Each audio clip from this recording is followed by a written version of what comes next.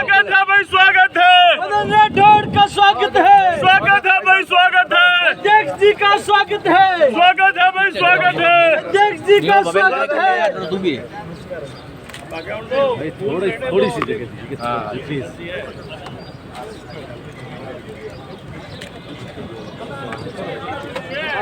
अभी तो और नौन दा विधायक जी ने आगे हम तो थोड़ा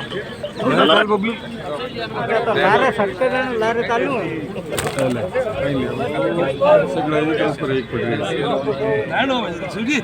आओ सीधे। अरे एक साइड से तो पहनो। अरे आगे से हटता रहो। थोड़ा लारे करो। आइनूर भी चालू खाने। अरे आगे बताओ। अरे बोमजा लारे तो आगे आगे आओ विधायक अरे बिना ये आओ नितिन इधर थोड़ा लारे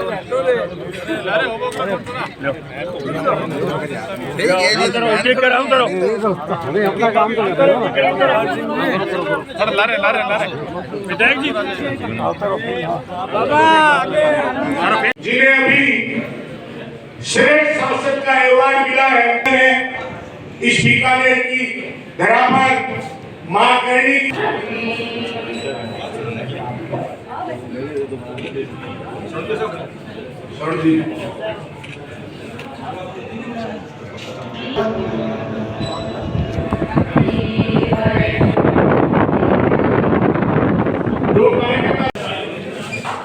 जोरदार ताली में गर्मी से निकलेगा सिद्धि कुमारी जी।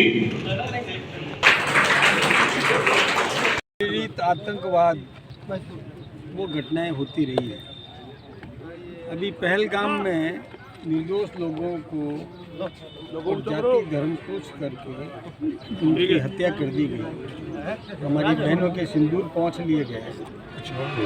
तो हमारे देश के नेतृत्व ने ये निर्णय किया कि आतंकवाद का हम खात्मा करना चाहते हैं। इसके लिए उन्होंने पहले वहाँ पर पहलगाम में उसके आसपास में सर्च ऑपरेशन क्यों थार कहना हुआ नहीं क्या पूरी छानबीन की आवाज आवे भाई। और प्रत्येक घर की तलाशी लेकर के जहाँ कहीं संदिग्ध व्यक्ति मिला जिसके पास आइडेंटिटी कार्ड नहीं था, आधार नहीं था, तो संदिग्ध व्यक्तियों को और पूछताछ के लिए लिया गया। इसके बाद में तय हुआ कि आतंकवाद का समूल नाश करना जरूरी है। कि बार बार आतंकवादी घटनाएं करता है पाकिस्तान, तो इनको नेस्तनाबूद करना जरूरी है। इसके लिए हमारी सेना को छूट दी और हमारी सेना ने ऑपरेशन सिंदूर किया, जिसमें पाकिस्तान के अंदर जहाँ जहाँ भी आतंकवादियों के अड्डे थे, जहाँ उनको प्रेरणा मिलती थी, प्रेरित किया जाता था, प्रशिक्षण दिया जाता था, कोई संरक्षण देता था, उन सब केंद्रों को ध्वस्त करने का काम हमारी सेना ने किया और सेना उसमें सफल हुई। यहाँ तक कि पहले कंधार जो विमान अपहरण कांड का आरोपी था उसको भी और समाप्त किया। ऐसे कई आतंकवादियों को समाप्त भी किया, उनके केंद्र भी नष्ट किए और उनके एयर बेसेज जहाँ से कि आतंकवादी घटनाएं किया करते थे उनको नष्ट किया। उसमें हम लोग सफल भी हुए। पाकिस्तान गिड़गिड़ाया, गर्जियाँ करने लगा, कई देशों की उसने गर्जियाँ की, फिर अंततोगत्वा हमने किसी की नहीं सुनी। हम वहाँ का सेना अधिकारी ने हमारे सेना अधिकारी से बात की और रिक्वेस्ट की कि हम शांति चाहते हैं। तो फिर जो तय करना था कि आतंकवादियों को सरेंडर करो, ये सारी बातें हुई और उसके बाद में ऑपरेशन सिंदूर को स्थगित किया है। कांग्रेस नहीं हुआ सर अभी मगर आज जो कांग्रेस बैठक होने वाली है उसके बारे में पीएम साहब आने वाले, क्या तैयारियां हैं?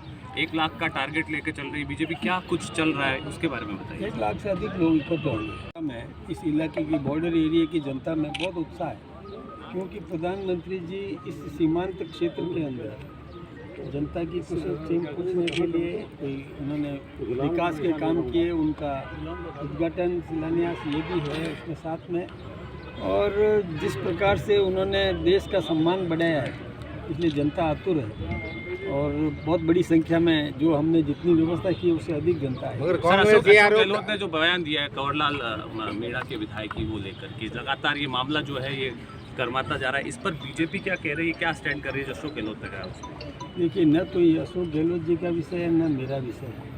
कानून का काम करेगा और जो प्रक्रिया है उस प्रक्रिया का पालन हम सबको करना है। कांग्रेस ने सीज फायर पर भी आरोप लगाया कि भाई ट्रम्प ने कहा है ये किया है। अब वो जैसे शामिल हो चर्चा में, ऐसी बातें करते हैं कांग्रेस के लोग।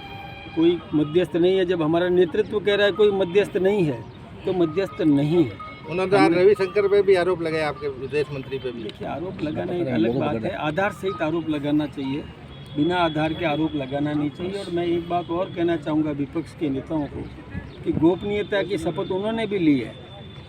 जो आरोप लगाते हैं उन्होंने भी जनप्रतिनिधि बनते समय गोपनीयता की शपथ ली है, और हमारे नेतृत्व ने भी गोपनीयता की शपथ ली है।